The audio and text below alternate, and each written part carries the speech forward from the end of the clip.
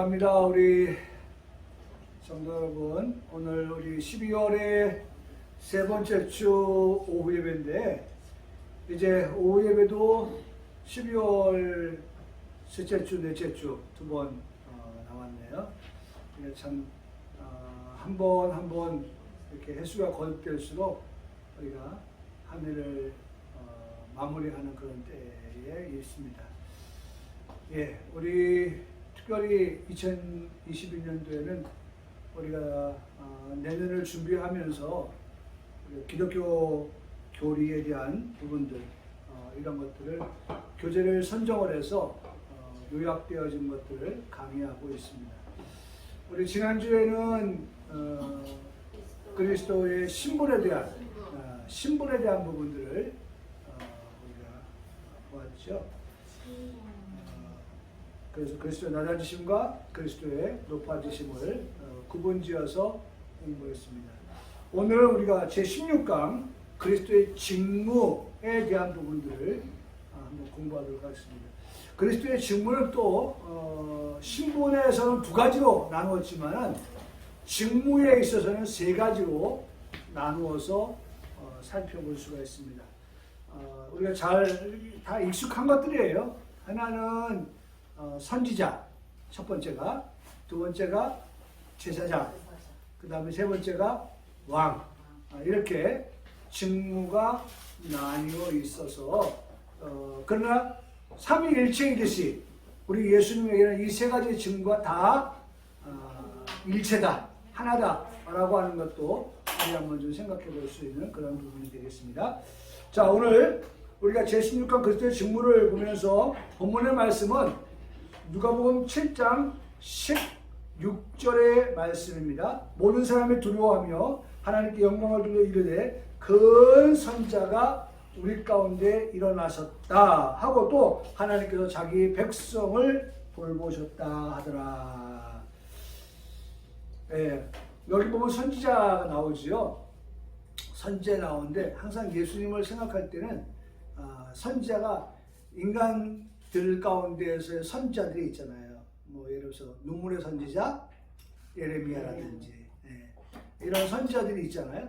근데 예수님도 선지자라고 이제 일컬었단 말이죠. 그런데 그것을 구분하기 위해서 예수님은 어떤 선지자냐라고 할 때에 큰 선지자다라고 그렇게 말씀하고 있는 것을 듣게 되었습니다. 예수님은 그러니까 왕이라고 말할 때도 예수님은 그냥 왕이 아니라 왕중 왕이라 그렇게 표현하듯이, 그렇게 말씀하듯이 또 대제사장 같은 경우에도 큰 대제사장이다. 우리가 이따가 이제 제사장 부분에서 또 보겠습니다만 그렇게 나누어서 보면서 그 예수님을 분류할 때, 예수님을 분류해서 말할 때는 항상 크다, 또 그 한자로 말하면 그렇게 표현하는 것을 우리가 볼 수가 있습니다. 그래서 큰 선자가 우리 가운데 일어나셨다라고 말씀하는 것을 누가복음 7장에서 볼 수가 있습니다. 자, 그래서 우리가 첫 번째 시간으로 예수님의 삼중직, 선지자, 제사장, 왕이라고 하는 이 직에 대하여서 첫 번째 그리스도의 선지자직에 대한 부분들을 먼저 공부하도록 하겠습니다. 선지자직. 그리스도의 선지자직을 말하려고 하면은 우리가 신약에서 말하는 것보다도 구약에서 이 부분을 좀 더 우리가 더 확연하게 볼 수가 있는데요.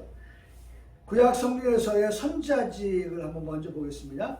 구약 시대의 선지자직은 선자는 꿈으로, 선자는 환상으로, 이 언어 전달을 통해서 하나님의 계시를 받아서 이것을 백성들에게 말로 또 행동으로 전달해주는 그러한 사명을 받은 자이다. 구약의 선자는 그렇게 하나님께로부터, 중요한 건 그거죠. 하나님께로부터 계시를 받아서 전달하는 자다. 이게 선지자예요. 일단 뒤에 가서 나옵니다만은 제사장은 또 어떻게 하느냐라고 하는 건 조금 차이가 있어요. 한번 볼까요? 구분 지어졌는데 구약의 제사장, 제사장의 직무에 보면 제사장은 백성을 하나님 앞에 나아가게 합니다 라고 하면서 제사장은 백성을 하나님 앞에 나아가게 한다고 하면 선자는 하나님을 백성에게 드러낸다. 이거 틀린 거예요. 제사장은 백성을 어떻게 하나님 앞에 나아가게 하는 건다고 하면 선자는 하나님을 백성에게 드러내는 일을 한다. 그러니까 누굴 통해서? 선자를 통해서. 그러니까 선자는 하나님의 뜻을 뭐 하는 거예요? 백성들에게 전달하는 거예요. 제사장은 백성들이 하나님 앞에 나아가게 하는 것이다. 하나님 앞에 나아가는 거예요. 이게 차이예요. 제사장은 백성이 하나님 앞에 나아가서 자신의 죄를 하나님 앞에 고백하는, 하나님 앞에 회개하는 그런 것들이라고 하면, 선자는 하나님께서 선자를 통해서 백성에게 말씀하시는, 그러니까 목사님들을 두고 말할 때도 항상 무슨 사명이에요? 선지자적인 사명. 선지자적인 사명자다. 뭐냐면 하나님의 말씀을 목사님을 통해서 어떻게 드러내는, 하나님의 말씀을 드러내는 그와 같은 일들을 하는 거죠. 그러니까 어떤 면에서 예수님이 그러하듯이 목사님들도 다 선지자적 사명 또한 뭐예요? 제사장적인 사명을 감당하는 거예요. 우리 성도들로 하여금 어떻게 해요? 하나님 앞에 나아가서 말씀을 듣고 하나님 앞에 나아가서 우리가 하나님 앞에서의 삶을 회개할 것은 회개하고 또 내가 어떻게 살겠다고 하는 고백을 통하여서 하나님 앞에 자신을 그렇게 드러내는 그런 모습. 그게 또 누가 하는 일이냐면 목사님이 하는 일이에요. 그래서 목사님은 선지자적 사명을 갖기도 하고 제사장적 사명을 갖기도 하는 거예요. 근데 그건 목사님만 하냐? 아니죠. 그거는 아빠도 엄마도 가정에서는, 교회에서는 목사님이고 가정에서는 누구예요? 아빠가 선지자이고 제사장일 수 있고 또 엄마가 선자일 수 있고 제사장이 되는 거예요. 중요한 것은 그 선지자가 되고 제사장이 될 목사님이나 아빠나 엄마는 다 뭐예요? 하나님 뜻을 가지고 그 앞에 섰을 때 그것이 가능한 거죠. 그렇죠? 그냥 뭐 아빠가 오늘 뭐 어떤 사회적인 뭐 어떤 지식이나 경험이나 뭐 이런 것을 말하려고 한다고 할 때 그게 선지자고 제사장이 아니거든요. 중요한 것은 하나님의 뜻을 아빠를 통해서 엄마를 통해서 자녀들에게 어떻게 드러내는, 드러내는 역할, 또 하나님 앞에 나아가게 하는 역할, 그와 같은 일들을 하는 것이 바로 뭐 딱 목사님만 하는 일이다라고 하는 것이 아니라, 사실 어떤 면에서 우리 교회에 몇 번 나와요? 지금 같은 경우에 한 번밖에 더 나옵니까? 한 번밖에 못 나와요. 그러면은 우리가 집에서도 사실 뭐 만난다고 하는 것이 뭐 그렇게 많은 시간을 우리 같이 하는 것이 아니잖아요. 그렇죠? 다 머리가 크면은, 성장하면은 다 친구들 만나고 뭐 사회생활하고 뭐 집에 들어와서는 얼마 시간 보내지 못하고 뭐 이러기 때문에 사실 그것도 어려운 부분은 맞아요. 그러나 우리가 항상 말하는 거지만 때를 어떤지 못 어떤지 어쨌든 우리 자녀들에게 기회될 때마다 부모가 선지자 역할, 제사장 역할을 다해서 정말 하나님 앞에 나아가게 하고, 그렇죠? 또 하나님의 뜻을 드러내기도 하는 그러한 역할들을 감당할 수 있게 된다는 것이죠. 그렇게 해야 된다는 것이죠. 자, 그러니까 첫 번째 우리가 동그라미 1번에서 중요한 것은 구약시대의 선자는 꿈이나 환상을 통해서 하나님 꿈을 보여주시고 환상을 보여주셔서 그것을 언어 전달을 통해서 하나님의 계시를 받아서 이것을 백성들에게 구술, 말로, 가시적 행동으로 전달해주는 그런 사명자였다. 선자는 그런 사명자였다는 것입니다. 자, 그래서 에스겔 선지자에 대해서도 그렇게 말씀하고, 에스겔 4장 8절에서 9절에 말씀해 보면, 내가 줄로 너를 동일이니 내가 애워싸는 날이 끝나기까지 몸을 이리저리 돌리지 못하리라. 너는 밀과 보리와 콩과 팥과 조와 귀를 가져가 한 그릇에 담고 너를 위하여 떡을 만들어 내가 옆으로 눕는 날 수 곧 390일 동안 먹되. 이렇게 말씀하고 있어요. 이게 뭐냐면 하나님께서 에스겔을 통해서 말씀하시는 것인데, 결과적으로 이 말씀은 이스라엘 백성들이 어떻게 되는 거예요? 애워싸이는 날이 온다. 애워싸이는 날이 온다. 이게 무슨 말이냐면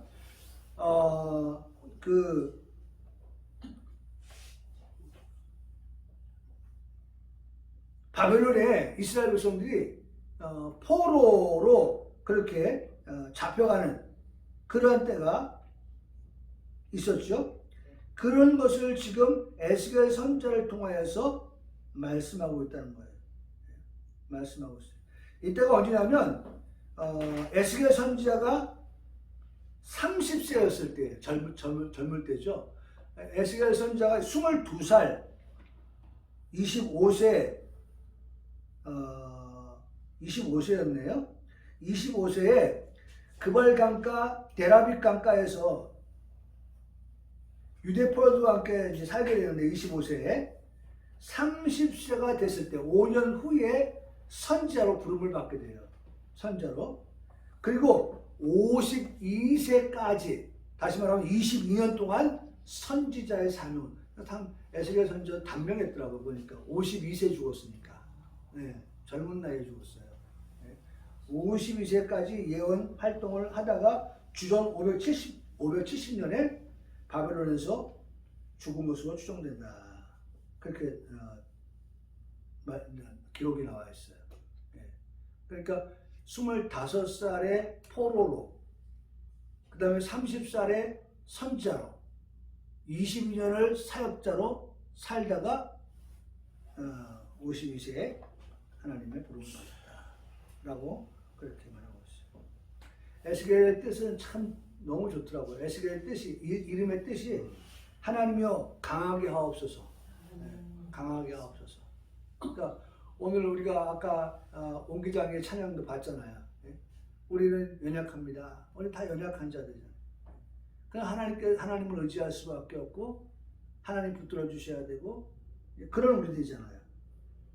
그렇게 하나님께 붙들어 주시니까 하나님을 의지하는 우리를 하나님 어떻게 독수리 날개쳐 올라가면 같이 한다는 거 아닙니까? 그러니까 에스겔도 사실은 힘이 없죠. 힘 있으면 저기 삼손처럼 말이죠. 막 대적자들을 쳐서 물리쳤을 거 아니에요.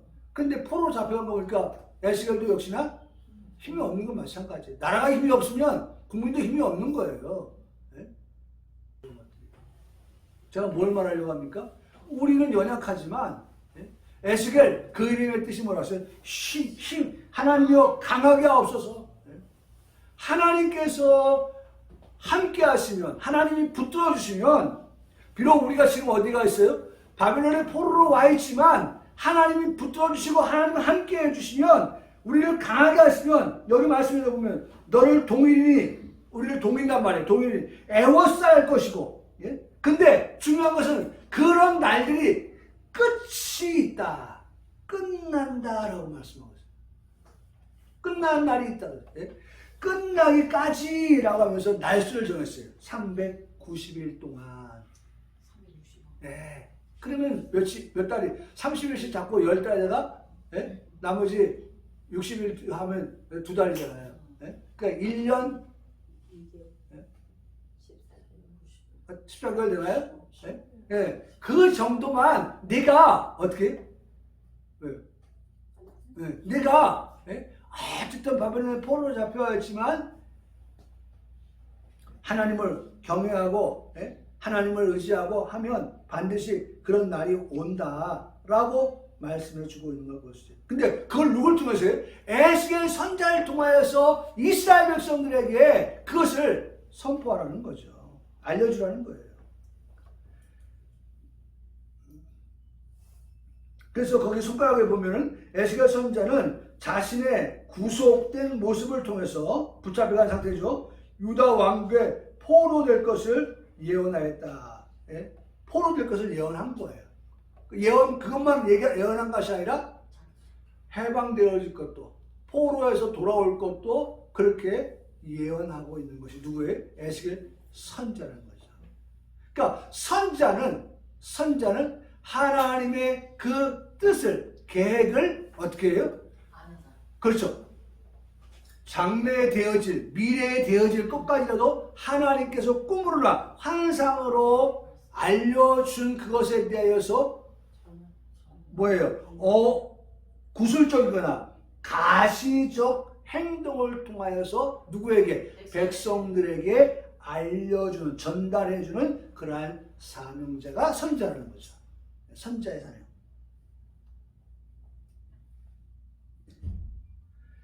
자, 그래서 3번에 보면 선지자의 사역은 과거, 현재, 더 나아가서 미래의 모든 일에 대해서도 하나님의 뜻을 알리는 일을 누가 했어요? 선지자가 했다는 것입니다. 예, 선지자는요, 미래의 일까지도 말했다는 거예요. 근데 미래를 어떻게 사람이 알아요? 내일도 모르는데. 가능한 게 뭐예요? 가능한 게 하나님께서 이 선지자에게 꿈이나, 그렇죠? 예? 환상을 통해서 알려주시니 에스겔은 모를 수 있지만 하나님이 에스겔에게 알려주셨으니까 그것을 말할 수 있었다는 것이죠. 예? 목사님, 저도 우리 교회에서 오늘 아까 말씀드렸던 게 뭐예요? 예? 팔복이 첫 번째 복에 있어서 우리에게 말씀해 주신 건 뭐예요? 신령을 다한 자는 뭐예요? 복이 있나니 천국이 저일 것이며. 그 다음에 마지막에 의를 위하여 핍박을 받는 자, 박해를 받는 자는 복이 있나니 역시 그들에게도 뭐예요? 천국이 저일 것이며. 선자적인 사명을 가지고 우리 성도들한테 이 말씀을 드리는 거예요. 우리 성도들은 지금도 어떻게 해요? 천국이 저일 것이라고 하는 그런 신앙 안에서 삶을 살아가고 믿음을 가지고 살아가고 장차 진짜 천국이 저희 것으로 도래할 때에 어떻게 우리가 그 나라 들어갈 때에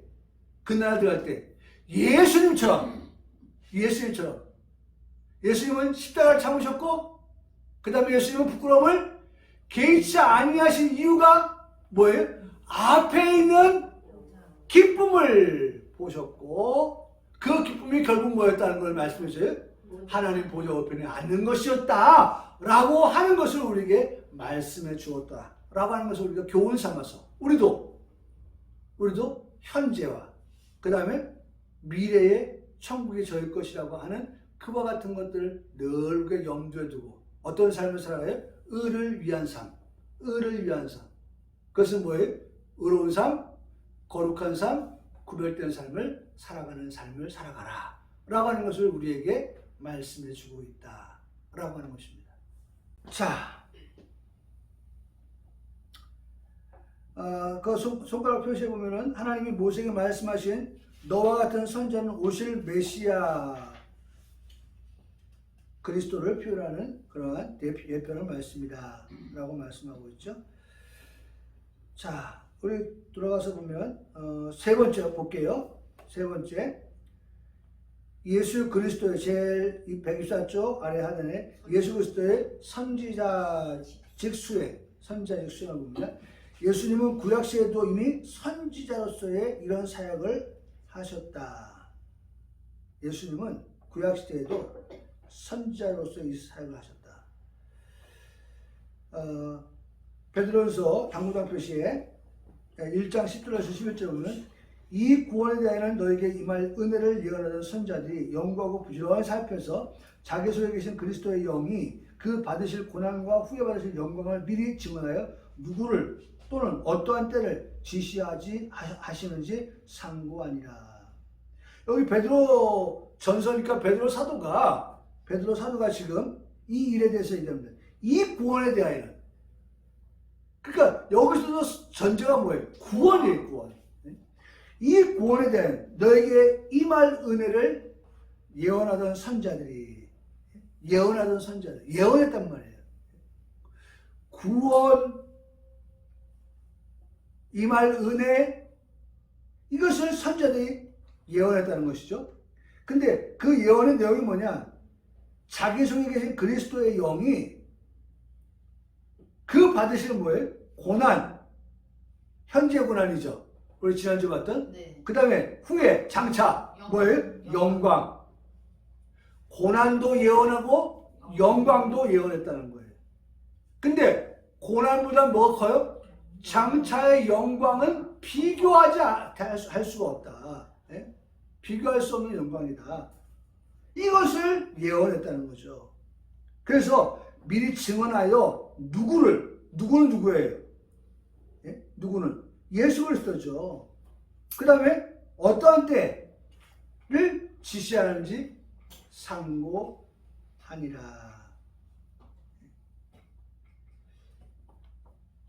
이 상고한다고 하는 말은요, 조사한다, 검사한다, 시험해본다, 그런 말인데, 우리가 하나님 말씀을 들으면서 하나님이 당신의 뜻을 우리에게 말씀해 줄 때 그 말씀을 우리가 어떻게 해야 돼요? 늘 우리의 삶 속에서 그 말씀을 마치 조사하는 것처럼 세심하게, 검사하는 것처럼, 검사할 때 우리가 대충 하지 않잖아요. 그렇게 말씀대로 우리가 삶을 살아가는 그러한 성도의 모습을 보여주고 있는 것이죠. 근데 어쨌든 지금 말씀하려고 하는 것은 예수 그리스도의 선지자직 사명. 그러니까 예수 그리스도가 그런 선지자. 선자가 뭐예요? 사실은 선자가. 먼저 선이에요. 이게 앞에 되어진, 앞으로 되어질 그와 같은 일들에 대하여서 말씀하시는 그러한 예수 그리스도를 말씀하고 있는 거예요. 예수님은 두 번째, 지상에 계시는 동안에도 선자 일을 행하셨고, 세 번째, 승천하시는 후에도 성령 역사로 성도들을 통해서 그 사명을 계속 하신다. 성도들을 통해서, 그 성도에게 미래적인 그런 것들을 어떻게 알려서 선포하게 하시는 그런 것들을 우리가 볼 수가 있다는 거죠. 그렇게 하기 위해서 뭘 보냈어요? 보혜사 성령을 보내주셔서 성령께서 모든 것을 가르치고 모든 것을 생각나게 하셔서 어떻게 말하게 하신다 하는 겁니다. 그래서 예수님만 선지자냐? 성도도 선자다라고 하는 것을 말씀해요. 우리가 선지자라고 아까 그 말씀드렸잖아요. 교회에서는 목사님 선지자고, 그 다음에 가정에 들어와서는 부모님이 선지자가 되는 거예요. 그래서 성도의 선지자직이라고 하는 것이 나오는 거예요. 자, 첫 번째, 신약시대의 모든 성도는 그리스도 안에서 그리스도와 연합된 자로서 선지자적인 직분을 가진다. 성도는 선지자로서 하나님의 뜻을 알아야 되고, 먼저 하나님의 뜻을 알아야 돼요. 선지자적인 사명 감당하려면. 두 번째, 알 수 있고 알아야 하고 알려야 한다까지. 예? 알려야 한다까지가 나오는 겁니다. 그래서 성도는 성경 말씀과 성령의 내적 조명을 통해서 선지자적인 사명을 감당할 수가 있다라고 하는 거예요. 그러니까 반드시 성령의 내적 조명을 가지고서 해야 되는 거예요. 중요한 겁니다. 항상 성령의 내적 조명을 의지해야 돼요. 그렇지 아니하면 그렇죠. 사리사욕에 빠질 수가 있는 거예요. 중요한 것, 우리가 여기서 중요한 것, 성령의 뭐예요? 내적 조명을 받아서 하나님의 말씀을 우리가 어떻게 해요? 알고 알려주고 내가 알고 그 다음에 앞에 뭐 세 가지 말했죠. 세 가지 뭐였어요? 알 수 있고 알아야 하고 알려야 하는 그런 부분이 어떻게 가능하다는 거예요? 성령의 내적 조명을 받아야만이 된다는 거죠. 여러분 조명, 여기도 조명이 있잖아요. 이게 다 조명이잖아요. 조명. 조명을 받아야 된다. 얼굴에 조명 받아야 돼. 조명 받아야 돼. 빛이에요, 빛. 빛. 그래서 하나님의 말씀이 뭐예요? 빛인 거예요. 그래서 하나님의 말씀은 빛이어서 내 발에 등이 되고 내 길에 뭐예요? 빛이 되는 거예요. 시편 119편 105절의 말씀은 주의 말씀은 내 발에 등이요 내 길에 빛이니이다 라고 말씀합니다. 그래서 그 빛이 비추어질 때에 우리가 어두운 길을 갈 때도 그 빛으로 인해서 어떻게 합니까? 실족하지 않는 거죠. 그래서 넘어지지 않는 거예요. 네? 넘어지지 않는 거예요. 그 빛을 비추어서. 그래서 내적, 성령의 내적 조명이라고 하는 것은 너무나 중요한 거예요. 자, 두 번째. 첫 번째 하나 끝났습니다. 뭐 끝났었죠? 예수 그리스도의 선지자직을 끝냈습니다. 선지자직. 선지자직은 하나님의 뜻을 어떻게 해요? 백성들에게 알려주는 역할이에요. 그것이 듣기 좋은 말이든 그것이 그들의 죄를 지적하고 하는 그런 것이 되든 어쨌든 이것이 하나님의 말씀이다라고 말할 수 있는 그러한 선지자 되어야 한다는 거죠. 자, 두 번째는 제사장직입니다. 구약의 제사장, 제사장의 직무, 제사장은 백성을 하나님 앞에 나아가게 한다. 제사장은 제사법을 가르치는 선생이다. 제사장은 제물과 희생제사를 드림으로 백성을 위한 속죄와 중재의 역할을 한다. 제사장의 일은 백성들을 속죄하는 일과 그 다음에 중재하는 그 일 두 가지. 그러니까 제사장은 어땠든 간에 백성들의 죄를 뭐 해주는 거예요? 속죄해주는 역할. 중재해주는 역할. 그와 같은 일들을 한다. 제사장의 특권은 제사장 하나님께 나아갈 수 있는 특권이 주어졌고 백성을 대신해서 하나님께 말씀을 드릴 수 있는 특권이 제사장에 있는 겁니다. 제사장은 백성 중에서 대표를 뽑혀서 하나님의 인정을 받고 백성을 위해서 일을 해야 한다라고 말씀합니다. 그래서 대표적으로 그리스도의 제사장직을 볼 수가 있는데요. 구약성경은 오실 구세주는 제사장이라고 예언을 했습니다. 오실 구세주가 제사장이다.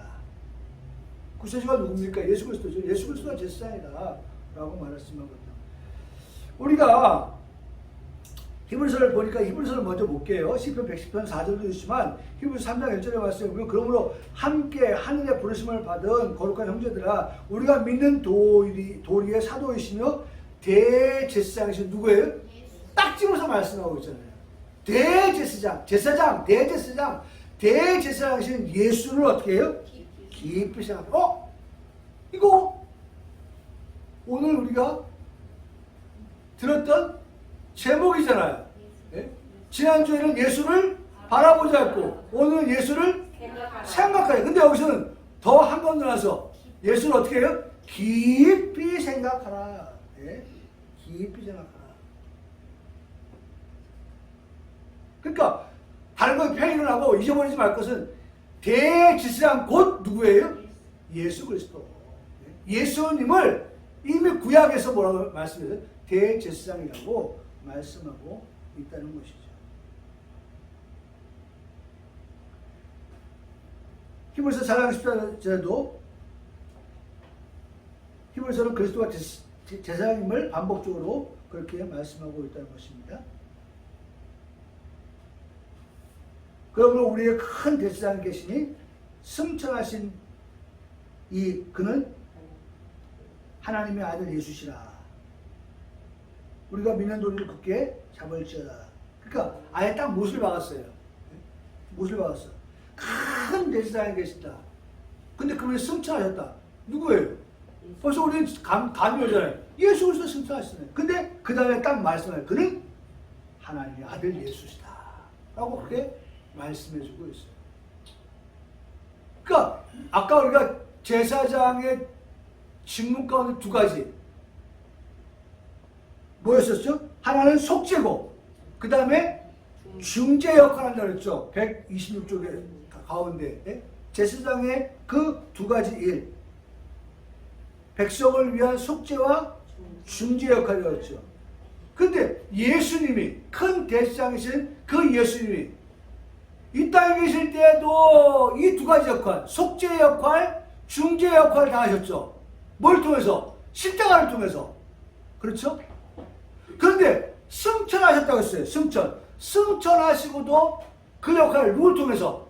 보혜사 성령을 통해서 그 일을 하고 계시다라고 말씀하고 있다는 거죠. 하고 계시다. 그렇죠. 그리스도의 희생적 사역, 제사장으로서의 그리스도의 가장 중요한 사역은 사죄, 속죄를 위한 희생을 드리는 것이다. 예? 예수님이 바로 그러한 속죄의 제물이 되신 거 아닙니까? 속죄의 제물. 그게 제사장이 맞죠. 그리스도는 하나님의 어린 양이라고. 그래서 보라! 어떻게? 세상 죄를 지고 하는 하나님의 어린 양. 예? 예수. 예? 우리 예수님이 희생의 제물이 되어 주셨다. 그래서 예수님은 제사장이다라고 말씀을 드린 겁니다. 넘어가서 그 손가락 펴시 제일 위에 구약의 모든 제사제도는 참 제사장, 참 제물 되시는 예수 그리스도를 예표하는 그림자입니다. 그래서 예수님이 뭐가 되셨어요? 그림자가 아니라 예수님은 실체가 되셨다. 실체가 되셨어요. 뭐 양을 잡고 염소를 잡고 비둘기 잡고 뭐 하지만 그건 다 무엇을 예표하는 거예요? 실체가 되실 예수 그리스도를 예표하는 것이다. 네, 그렇게 말씀하는 것입니다. 자, 이제 마지막으로 그리스도의 중재를 볼까요? 마지막 중간에 128쪽. 그리스도는 죄를 위한 속죄의 희생을 드리셨다. 자기 몸을 드리신 거죠. 네? 희생을 하신 거죠. 그래서 그로 인해 백성을 위한 중재의 사역을 계속하신다. 예수님이 중재자가 되어셨다는 거죠. 화목 제물 되신 거예요. 화목 제물.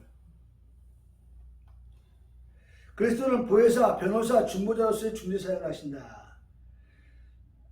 그래서 요한일서 2장 1절로 2절의 말씀, 너 자네들아 내가 이것을 여겼으면 너희로 죄를 범하지 않게 하려 합니다. 만일 누가 죄를 범해도 아버지 앞에서 우리에게 대언자가 있으니. 참 중요한 게요. 제가 이 말씀을 준비하면서 이거 보세요.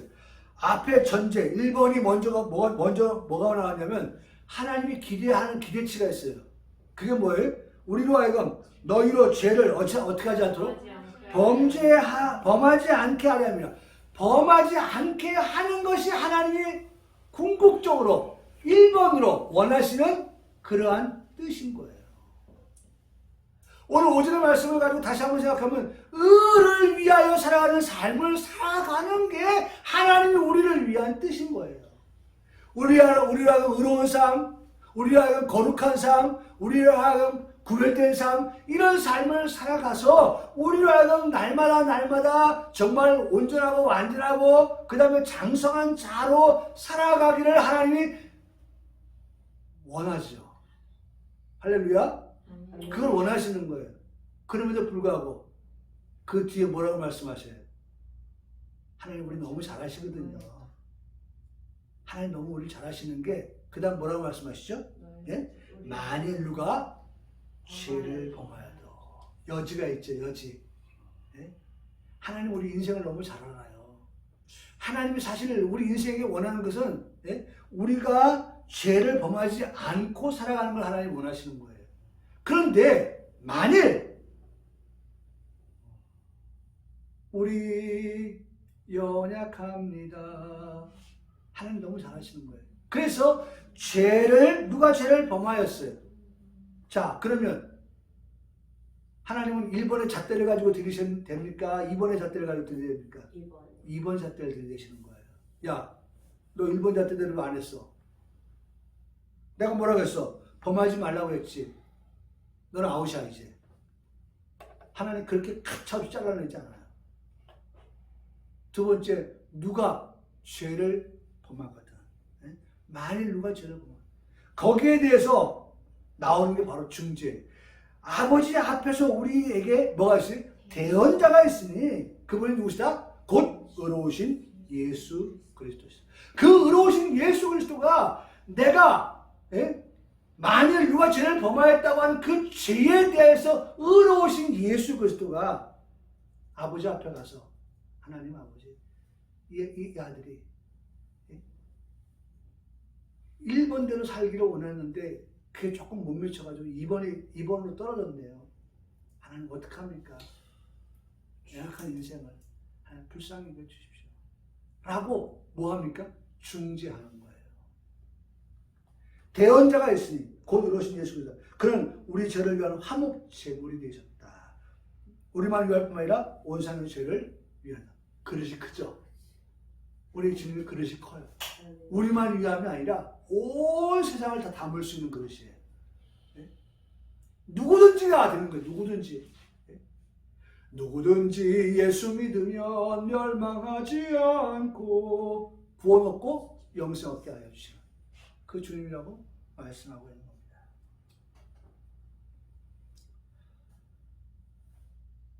(4번에) 그리스도의 중재사역은 성령의 역사를 통하여서 성도의 예배와 봉사를 하나님께 맡깁니다. 그래서 지금 우리가 예배하는 거예요. 우리가 지금 예배하는 이유가 이러한 화목제물 되어주신 그 사랑을 우리가 생각할 때 1번을 갖다 적용하지 않고 2번을 적용하면서까지 우리로 하여금 중재사역을 하신 그 주님을 우리가 생각할 때 우리가 하나님 앞에 예배하고 우리가 하나님 앞에 봉사하게 되는 거죠. 받았으면서도 입 싹 닫고 그러는 게 아니라 받았으면 고맙습니다 하고 무언가를 이렇게 하나님께 드리는데 그게 우리의 예배고 그것이 우리의 봉사라는 거예요. 자, 끝으로 이제 봅니다. 그리스도의 중보적 역할은 선택받은 자에게만 국한되어 있다. 이거 중요한 거죠. 누구든지지만 그 누구든지는 누구예요? 선택받은 누구든지가 되는 거예요. 선택받지 않은 누구든지는 포함되지 않아요. 여러분 여기 우리가 누구든지니까 뭐 개나 소나 다 아니죠. 그것은 선택받은 자로서의 누구. 이미 믿었든지 불신앙을 속해 살든지 선택받은 모든 자를 포함한다. 지금 믿고 있고 또는 지금 어떻게 해요? 믿지 않는 그런 어떤 상황에 처해 있을지라도 하나님이 그를 어떻게 해요? 지금 교회 안 나온다 할지라도 그를 어떻게 해요? 하나님은 선택했다고 하면 하나님은 언제 어느 때 하나님은 어떻게 한다는 겁니까? 그에게 하나님은 이 대시제장으로서 역할로 하나님 앞에 내가 이 아들을 위해서 죽었습니다. 예수님 이 아들 어떻게 하시겠습니까? 이 딸을 어떻게 하시겠습니까? 하나님 구원하여 주십시오. 용서하여 주십시오. 중재의 역할을 그렇게 톡톡히 해서 그들이 어떻게 하나님 앞에 돌아오도록 그렇게 하시는 역할. 그러므로 그리스도의 제사장직과 성도 모든 사람의 중재와 중보자는 오직 그리스도 한 분이십니다. 모든 성도는 그리스도를 중재자로 다 하나님께 나아갈 수가 있습니다. 다른 사람을 위한 중보 기도는 중재적 사역과는 다른 것입니다. 여기 3번 보세요. 다른 사람을 중보 기도는 중재적 사역과는 다른 것이다. 여러분 중요한 거죠. 이게 뭐예요? 중재는 누구만이 앉았어요? 1번이요. 1번이 뭐라 했어요? 1번에 뭐라고 했죠? 모든 사람의 중재자, 중보자는 오직 누구예요? 그리스도 한 분밖에 없는 거예요. 내가 죄를 사하여 줄 수 있는 거 아니에요. 그래서 죄를 사하노라 말할 수 없는 거예요. 우리가 뭐 할 수 있어요? 중보 기도는 하지만 중보 기도는 해줄 수 있는 거예요. 중보 기도는 하지만 원천적인 중재의 사역은 나도 할 수 없고 너도 할 수 없고 우리가 할 수 없다는 거죠. 그거는 단 한 분 예수 그리스도이시다 라고 하는 선을 분명히 우리에게 그것을 말씀하고 있는 것 같습니다. 첫 번째 선자직, 두 번째 제사장직 봤어요. 다음 주 우리 왕직을 보도록 하겠습니다. 왕직. 여기까지 보겠습니다. 기도하시겠습니다.